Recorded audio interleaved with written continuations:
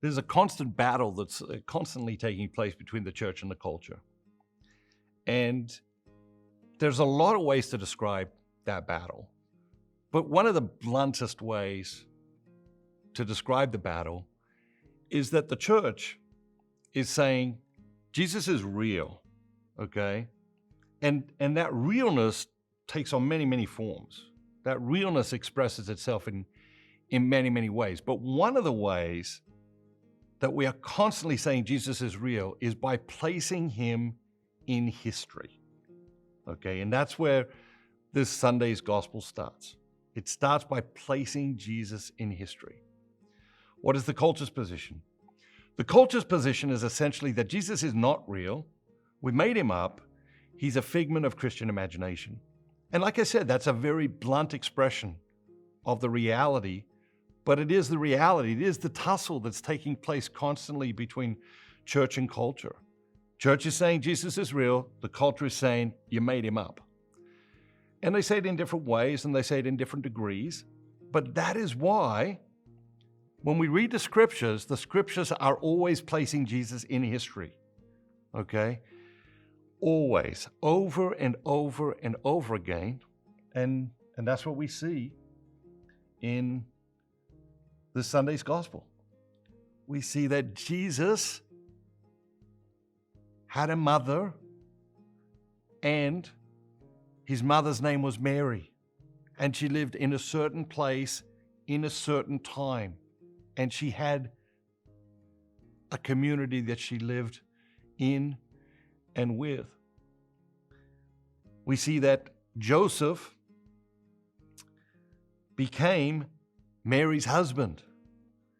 Again, placing Jesus in a specific time in history, not a figment of Christian imagination, not just made up, not a fairy tale, but at an actual place, in an actual time, Jesus comes into the world. And he comes into the world through Mary. And Joseph and Mary raise him. Another thing we see in this Sunday's gospel is the goodness of Joseph. All right? You think about these readings, sometimes we just read through them. We don't actually read them. We don't actually absorb them. We don't actually think about them, really go into them. Okay? Now, Mary is pregnant, and Joseph knows the child isn't his, okay? But Joseph does not want shame to be visited upon Mary, okay? And Joseph takes Mary to be his wife. Now, just think about the circumstances. Take Jesus out of it. Take history out of it. Take all of that out of it. Just think about the circumstances. How many guys are going to do that? How many guys are going to do that? And how monumental, how magnanimous, how enormous is the goodness of Joseph. And we don't even have one word from the guy. Not a single word. We don't, but it's just this quiet goodness. It's just this steadfastness. It's just this. What else we see in this Sunday's gospel? God speaks to us. Culture wants to convince you that God is distant and anonymous and impersonal, and that is a lie. Our God is a God who is present. Our God is a God who is named. Our God is a God who has revealed himself to us, which is the essence of intimacy, is self-revelation, mutual self-revelation. God has revealed himself to us, and he wants to know us. He wants to know us in a deep way. And he speaks to us. And in this Sunday's gospel, he speaks to Joseph in his dream. Why? Could have spoken to him while he was awake. Spoke to him in his dream. Why did he do that? I don't know. What I do know is that when we go to sleep, our egos sort of let go, right? That's why we have crazy dreams.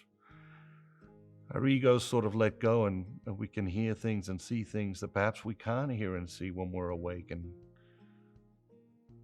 very, very guarded. When is the last time God spoke to you? When is the last time you really listened? When is the last time you said, all right, speak, Lord, your servant is listening? When's the last time you had a dream? What do you think God might be saying to you through that dream? And then the reading ends essentially with this epic line in Matthew's Gospel. Behold, a virgin shall conceive and bear a son, and his name shall be Emmanuel, which means God is with us. God is with us. Do you feel his presence? Do you sense his presence? Do you just know he's present? Or does he feel far away at the moment? Does he feel distant? And what can you do to spend more time in his presence? I think very often we want God to come into our lives, but the reality is that we're being invited, constantly invited into the heart, the mind, the life of God. We're being invited into his presence, and sometimes we have to go out of our way to spend some time in God's presence. So my challenge to you this week is really the original challenge, because it's what changed my life. It's what got me started on this whole path, this whole adventure, this whole journey. I was 15, and a friend of my family's challenged me to stop by my church for 10 minutes each day and just sit with God. It changed my life, and it will change your life. When I started speaking and writing, I spoke about it every day, every night.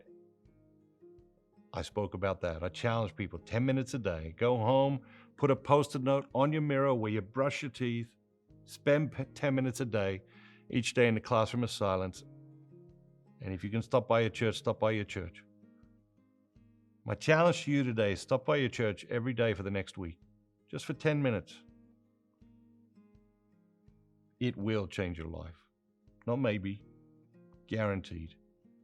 You will realize there is a difference between the days when you spend time in God's presence, intentionally, purposefully, joyfully, and the days when you don't.